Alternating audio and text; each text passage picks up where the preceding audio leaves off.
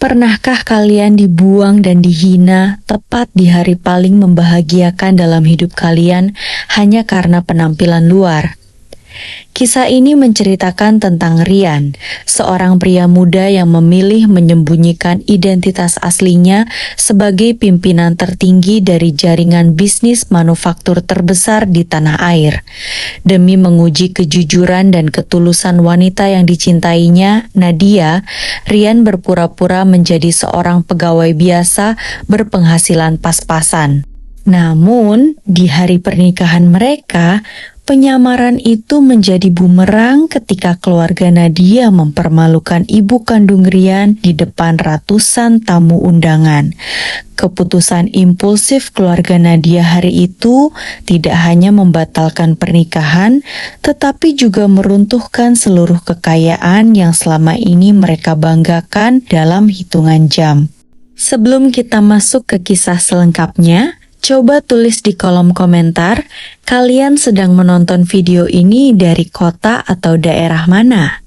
Semoga kalian yang sedang menyimak kisah ini selalu diberikan kesehatan, kelancaran rezeki yang berlimpah, dan dipertemukan dengan orang-orang tulus yang menghargai keberadaan kalian tanpa memandang harta maupun tahta.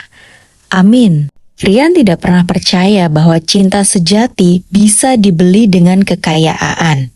Lahir sebagai putra tunggal dari pendiri holding perusahaan konstruksi dan manufaktur raksasa, Rian tumbuh dalam kelimpahan. Namun, pengalaman melihat rekan-rekannya terjebak dalam hubungan yang manipulatif membuat Rian mengambil langkah ekstrim. Ia menyembunyikan profil aslinya ketika menjalin hubungan dengan Nadia. Selama 2 tahun berpacaran, Rian berakting sebagai seorang penyelia lapangan berpenghasilan sedang. Nadia yang bekerja di bidang pemasaran menerima Rian dengan hangat pada mulanya. Namun, seiring berjalannya waktu dan dorongan dari ibunya, Ibu Ratna, Nadia mulai menuntut standar hidup yang lebih tinggi. Ibu Ratna seringkali membanding-bandingkan Rian dengan pengusaha-pengusaha muda yang menjadi kolega bisnis keluarganya. Meskipun demikian, Rian memilih bertahan dan melangkah ke jenjang pernikahan. Sebelum mengungkapkan identitas sebenarnya serta menyerahkan saham investasi sebagai hadiah pernikahan, Rian ingin memastikan satu hal terakhir. Apakah rasa hormat keluarga Nadia bergantung pada status sosial atau pada kemanusiaan itu sendiri? Hari pernikahan digelar di sebuah ballroom hotel berbintang. Ibu Rian, Ibu Rahmi, yang selama ini tinggal di desa dan mengelola yayasan panti asuhan, diminta oleh Rian untuk datang dengan pakaian sangat sederhana, tanpa perhiasan mencolok maupun pengawalan pribadi. Ketika Ibu Rahmi tiba di area foyer ballroom, penampilan bersahajanya langsung menarik perhatian keluarga pengantin wanita.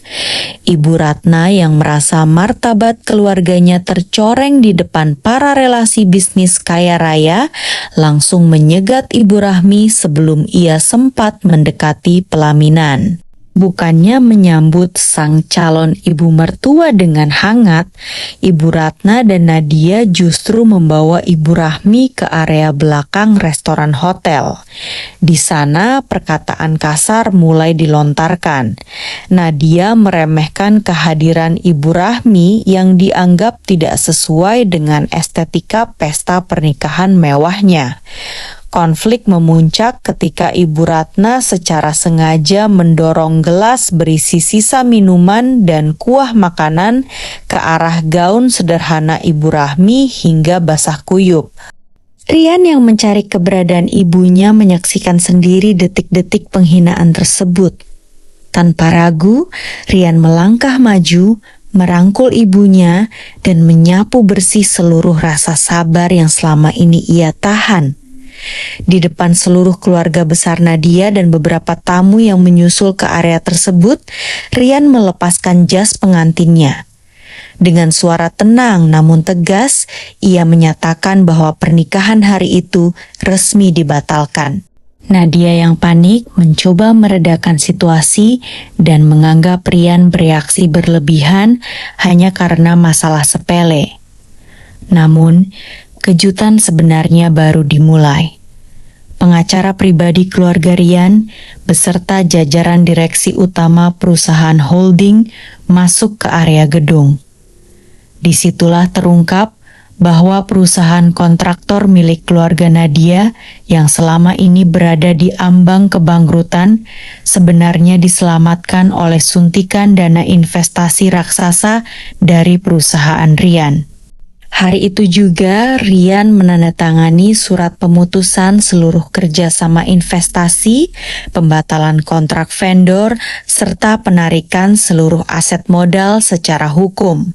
Keluarga Nadia tersentak menyadari bahwa pria yang mereka hina adalah satu-satunya penopang hidup bisnis keluarga mereka. Dampak dari keputusan Rian tidak terjadi secara dramatis bak sihir, melainkan runtuh perlahan tapi pasti secara realistis. Tanpa dukungan dana dan garansi dari holding raksasa milik Rian, bank-bank utama langsung menarik fasilitas kredit untuk perusahaan keluarga Nadia.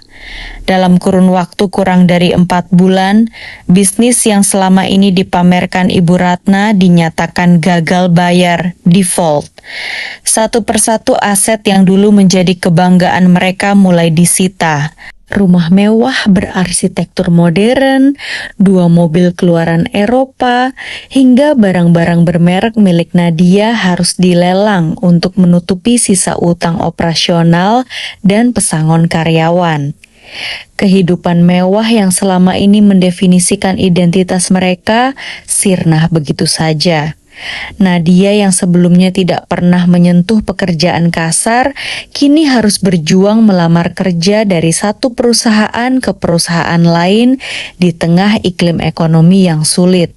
Ironisnya, nama baik keluarganya yang sudah tercemar di lingkaran bisnis membuat banyak perusahaan enggan mempekerjakannya. Di sisi lain, rasa penyesalan yang teramat sangat mulai menggerogoti Nadia.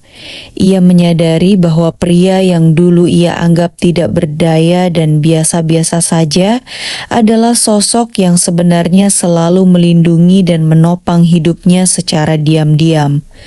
Nadia beberapa kali mendatangi gedung kantor pusat milik Rian, berdiri di area lobi hanya untuk berharap bisa bertatap muka dan mengutarakan permohonan maaf yang tulus dari lubuk hatinya.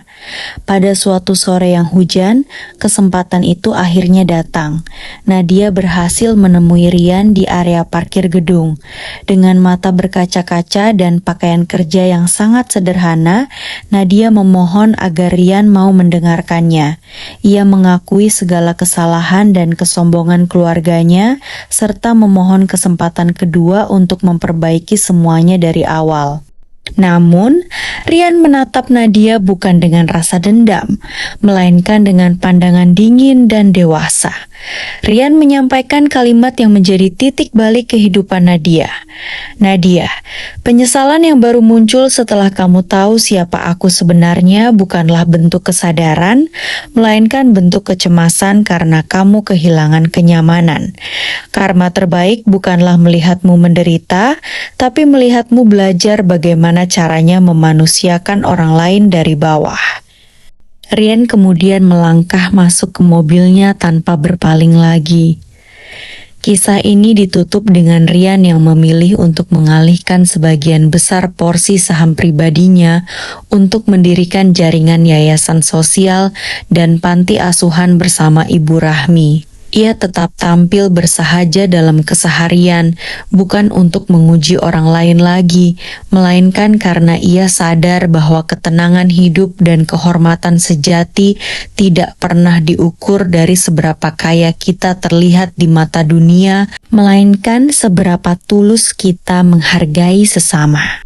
Kisah Rian dan Nadia mengingatkan kita bahwa kehormatan seseorang tidak diukur dari pakaian yang dikenakan atau harta yang dipamerkan, melainkan dari bagaimana ia memanusiakan orang lain ketika berada di atas.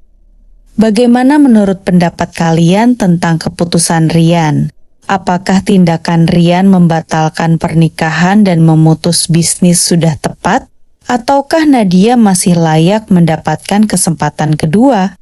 Tuliskan pandangan bijak kalian di kolom komentar di bawah. Jika kalian menyukai cerita narasi seperti ini, klik tombol like, tinggalkan komentar, dan bagikan video ini ke orang-orang terdekat kalian.